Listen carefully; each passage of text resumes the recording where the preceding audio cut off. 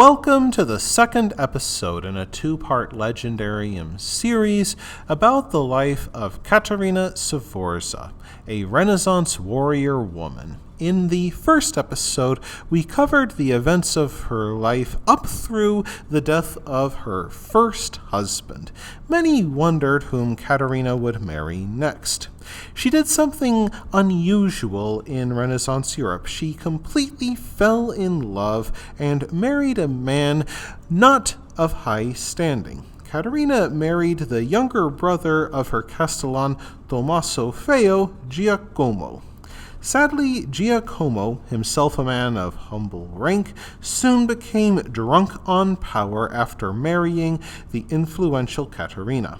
With Caterina blinded by her love for Feo, she ignored his increasingly revolting and dangerous acts.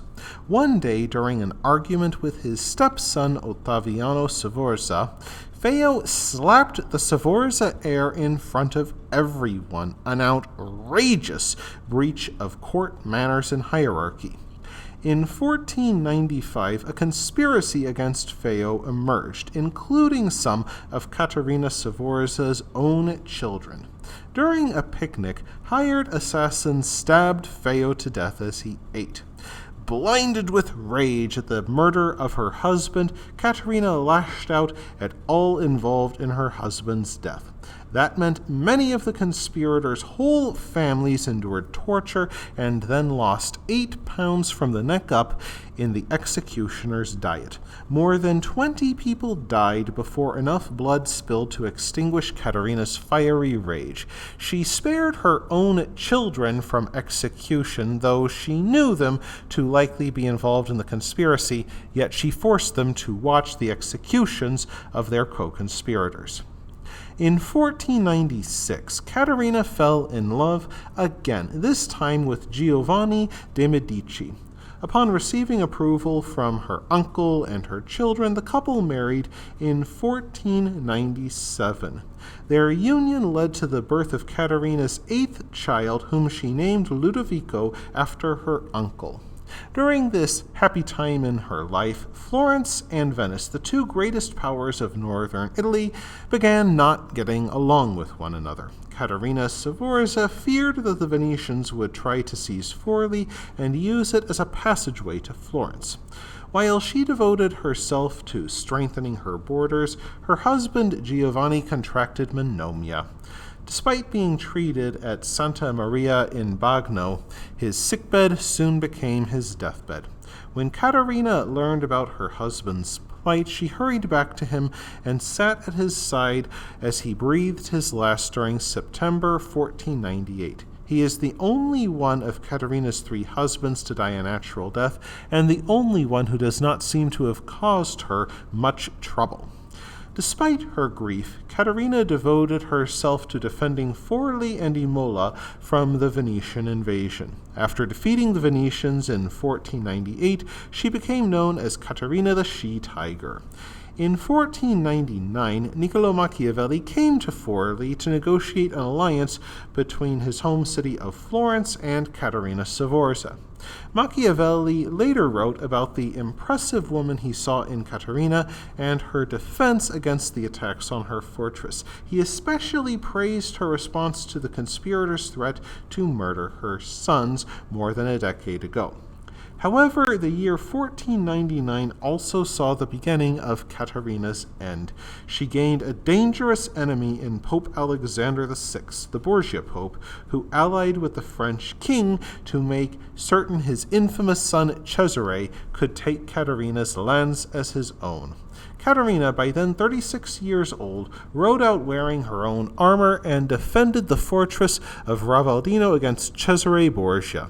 However, the battle ended in a victory for Cesare, and Caterina locked herself inside the final citadel within the fortress. Cesare tried to negotiate, but she simply refused to talk and drew the war out, hoping for some sudden fortune to deliver her. Unfortunately, that fortune did not arrive, and Caterina simply did not have the numbers to resist when Cesare seized her fortress by storm. In a final attempt to remain free, Caterina tried to surrender to the French, knowing they did not take women prisoner, under an old custom. Unfortunately, Cesare assured the French that he would treat Caterina as a guest, not a prisoner, and so the French handed Caterina over to Cesare. Like any good politician, Cesare soon forgot his promise and made Caterina his prisoner, locking her away in the Vatican for 4 months. Despite her ordeal, Caterina made an escape attempt which only succeeded in getting her a more secure prison in Castel Sant'Angelo. To justify his blatant land grabbing, Pope Alexander VI concocted an outlandish story of how Caterina sent him a poisoned package of letters wrapped in red cloth. After a long and lonely year in prison, Caterina regained her freedom in exchange for giving up her estates to Cesare Borgia. She retired to a villa owned by her third husband, but made one final attempt to regain her estates.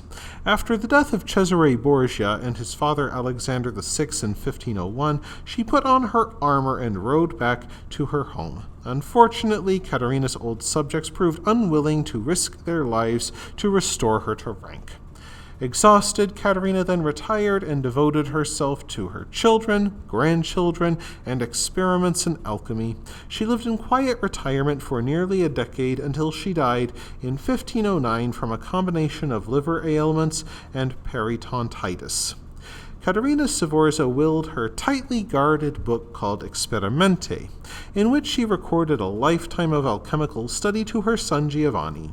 Giovanni de' Medici would later become the father of Cosimo de' Medici, a member of the family which ruled Florence for centuries.